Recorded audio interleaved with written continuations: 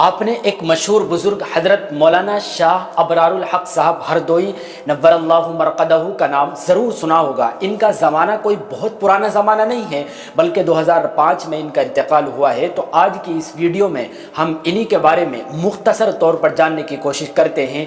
तो याद रखें कि इनका ख़ानदानी वतन दिल्ली के पास हरियाणा में पलवल नाम का एक गांव था, लेकिन आखिर में इनके वालिद वकील महमूदुल हक साहब हरदोई यूपी में जाकर बस गए थे।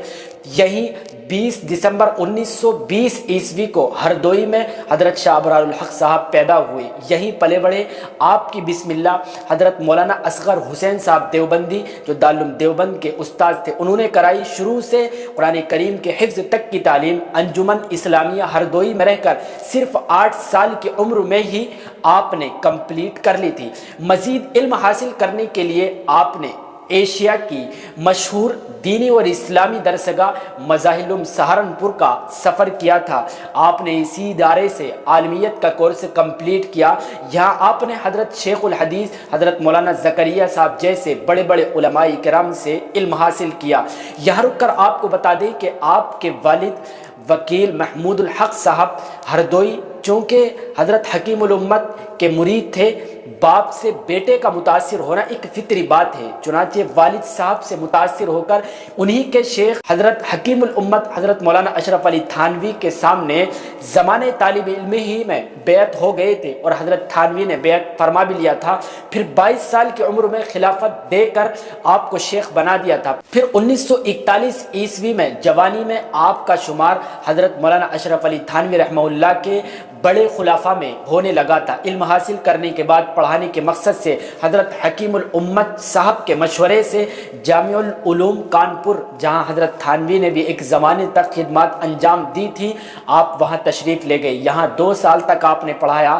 फिर यहाँ के बाद मदरसा इस्लामिया फ़तेहपुर हंसवा में टीचर के तौर पर आपने खिदमत अंजाम दी। इसी दौरान हज़रत हकीमुल उम्मत साहब के हुक्म पर अपने वतन जाकर एक तालीमी और तरबियती दरसगाह अशरफुल मदारिस की बुनियाद रखी और फिर आखिर उम्र तक आपने यही खिदमत अंजाम दी हैं।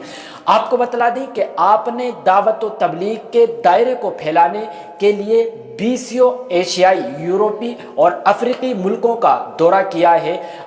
आपके इरशाद और हिदायत और दावत व तबलीग से लाखों लोग को फ़ायदा हुआ है और आज भी आपके खुलाफा की एक बहुत बड़ी तादाद सिर्फ इंडिया ही के अंदर मौजूद है और भी बहुत सारी जगहों पर मौजूद है।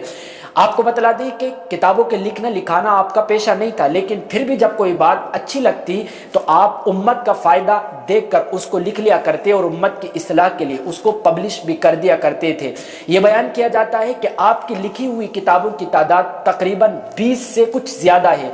कुरान करीम की तालीम, तजवीद और मखारिज के हवाले से हमारे इलाकों में बड़ी गफलत बरती गई थी। चुनाचे हज़रत शाह अबरारुल हक साहब हरदोई ने इस सिलसिले में बड़ी पेशरफ्त की और फिर नूरानी कायदे की तस्हीह और उसकी तालीम को आम करके एक कीमती तोहफ़ा लोगों के सामने पेश किया, जिससे लोगों में कुरान शरीफ को कुरान करीम की ग्रामर के साथ यानी मखारिज के साथ और अच्छी आवाज़ के साथ पढ़ने का शौक़ पैदा हुआ। ये आपकी एक बड़ी अजीम खिदमत थी जिसे उम्मत इस्लामिया कभी नहीं भुला पाएगी।